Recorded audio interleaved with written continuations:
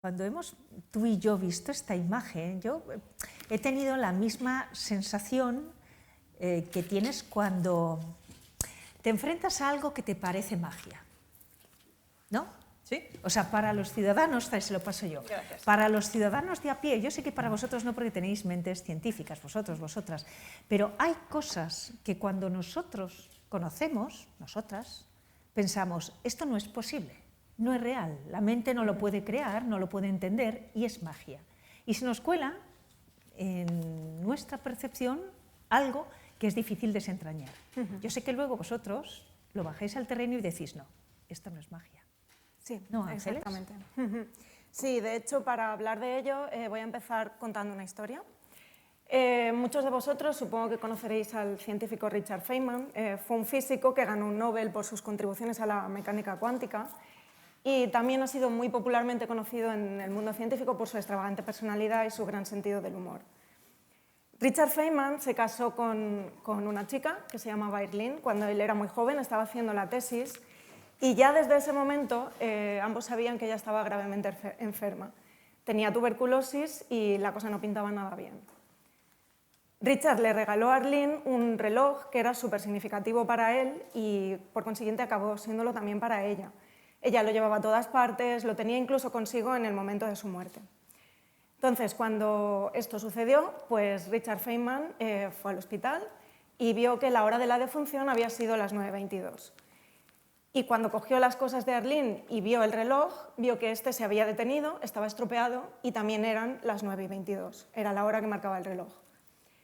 La mayoría de la gente, y más en un momento tan duro, probablemente habría pensado, ¿cómo ha podido suceder esto? Pues quizá Arlene le tenía tantísimo cariño a ese reloj que de alguna forma grabó parte de sí misma y entonces cuando ella falleció y su corazón se detuvo, el reloj lo hizo al mismo tiempo. Pero Richard Feynman tenía una mente de científico muy clara. Además, lo que hizo es que tenía información extra. Por ejemplo, el reloj se le había estropeado varias veces a Arlene y él lo sabía porque lo había arreglado él mismo con anterioridad. Y además él sabía que cuando la enfermera había notado la hora de la muerte estaba junto a Arlene, allí al lado de su cama. Así que llegó a una única conclusión posible. El reloj se había estropeado antes de que Arlene muriera y después, cuando la enfermera le tomó el pulso y se dio cuenta de que había fallecido, anotó esa hora equivocada en el informe y por lo tanto quedó así reflejada. Obviamente, la idea de empezar mi intervención con esta charla no ha sido mía, la vi en un pequeño documental de un canal súper recomendable en YouTube que se llama Early Universe y en él hay también una serie de vídeos sobre las pseudociencias y cómo aplicar el pensamiento crítico a los sucesos que acontecen en el día a día. Pero bueno, creo que era una historia muy importante para reflejar cómo cuando llegamos a un suceso que nos parece que no tiene explicación, nos parece incluso paranormal, tenemos dos opciones. O guiarnos por el pensamiento mágico y sacar ese tipo de conclusión pues que tradicionalmente o culturalmente llegamos más a ella, o guiarnos por el pensamiento crítico. Tanto pensar que una persona fallecida intenta comunicarse con nosotros como dejarnos llevar un poco por las pseudociencias cuando nos diagnostican una enfermedad muy grave o incurable y no tenemos esperanza, son realmente dos caras de la misma moneda, que es la moneda del pensamiento mágico. Seguro que a todos nosotros nos ha pasado algo paranormal y bueno, quizá hemos llegado a conclusiones diferentes.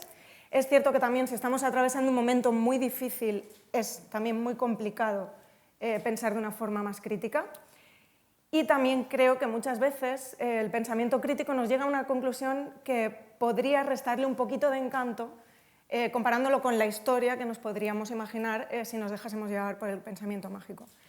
Pero otras tantas veces, y creo que todo lo que se ha conseguido gracias al pensamiento crítico, hemos llegado muchas veces a conclusiones de un nivel de belleza que el pensamiento mágico jamás podría habernos llevado. Y os voy a poner unos ejemplos muy rápidamente. Por ejemplo, ahora que ha habido noticias acerca de una fotografía del agujero negro que está en el centro de nuestra galaxia, pues en mi opinión es sobrecogedora la belleza con la que las galaxias giran en torno a esos agujeros negros supermasivos que parece que regentan el centro de cada una. O, por ejemplo, las maravillosas rutas bioquímicas que permiten que se fije el CO2 gas y se forme materia orgánica que realizan las plantas. O el ciclo de vida de las medusas, que es muy, muy particular y es súper curioso. Las medusas van nadando y cuando fertilizan sus huevos forman una larva que finalmente queda adherida en una superficie, formando como una especie de planta, los pólipos. Estos también forman como una cosa que nos podría recordar a las flores, que finalmente se disgregan y forman nuevas medusas. O, por ejemplo, como bióloga molecular, a mí la belleza del proceso de replicación del ADN me parece insuperable, en el que un montón de proteínas están sincronizadas y replican la información contenida en una de las hebras, dando 2 hebras hijas. Esto, yo creo que todos los científicos buscamos un poco llegar a la verdad de las cosas, pero llegar a la verdad no es nada fácil, y como he comentado, especialmente en momentos difíciles de nuestras vidas. ¿Qué hacemos para llegar a la verdad?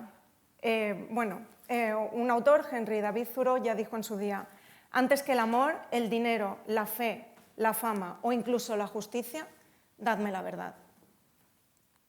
Popularmente se cree, o es verdad que muchas veces funciona, que se llega a la verdad a través del sentido común. Pero cuando pones la televisión y ves como un montón de representantes de diferentes partidos políticos proponen ideas que son totalmente contrapuestas entre sí, y ellos alegan que la suya es la solución del sentido común, y sabes que los votantes van a votarles convencidos de que su opción es la del sentido común, pues te das cuenta de que el sentido común llega a un punto en el que es limitado. Nos funciona muchísimas veces, encontramos la verdad de una forma, digamos, instintiva, pero en otras ocasiones hace falta algo más. Y cuando hace falta algo más es cuando entra... una frase que dijo Unamuno acerca del sentido común, todo esto yo no me lo estoy inventando, personas anteriores a mí han dicho cosas muy interesantes. Él decía, que por cierto, Unamuno estuvo en la residencia de estudiantes, sí. Pude leer. Dijo, guárdate de él como de la peste. Es el sentido común el que con los medios comunes de conocer juzga.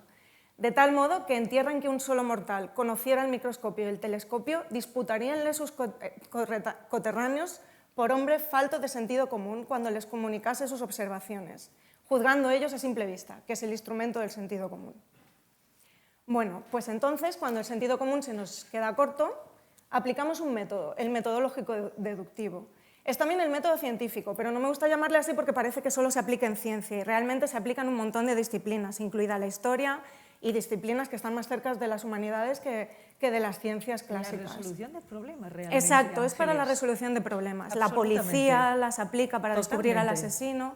Exactamente. Y los buenos periodistas debemos hacerlo. También, exactamente. Así es. Cualquier disciplina que va avanzando ha aplicado el método lógico-deductivo en algún momento.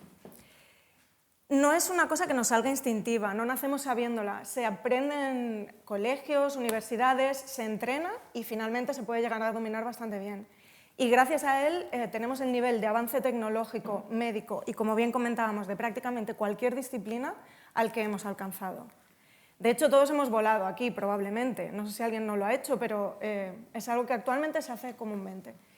Y todos confiamos en que el avión lo ha construido una serie de ingenieros que han aplicado su método, han testeado el avión y sabemos que, por tanto, volar es seguro.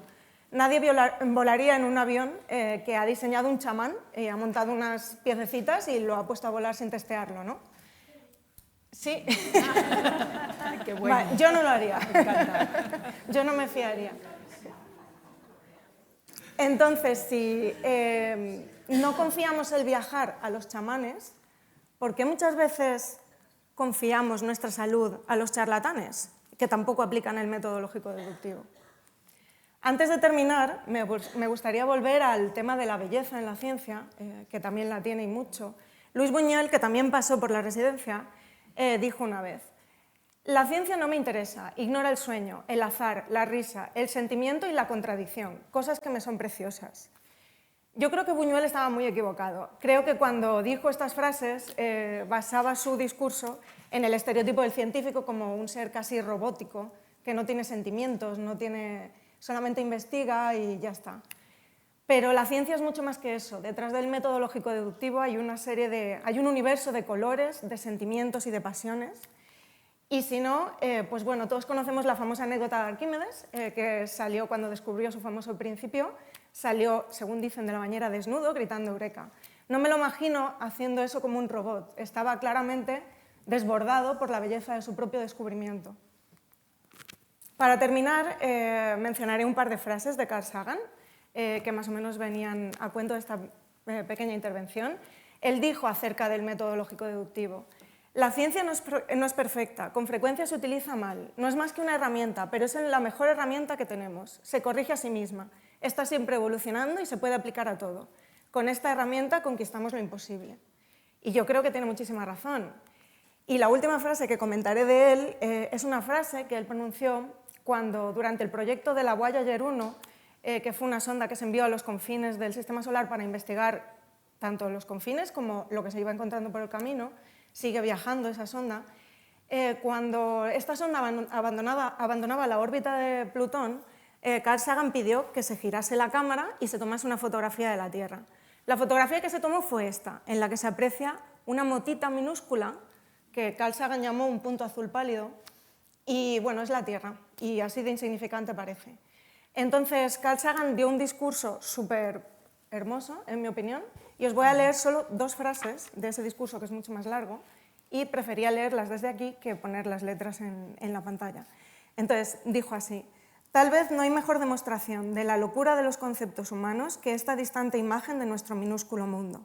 Para mí, subraya nuestra responsabilidad de tratarnos mejor los unos a los otros y de preservar y querer ese punto azul pálido, el único hogar que siempre hemos conocido. Si existe todavía algún escéptico que cree que las ciencias están muy alejadas de lo que es la naturaleza del ser humano, con frecuencia ocurre que un hecho científico como una imagen tomada por un satélite inspira un discurso no solo tan humanista, sino tan humano, que sirve de inspiración a muchísimas generaciones. Quizá, gracias Ángeles, ha estado estupenda, así que podíais aplaudir. Claro, está estupenda.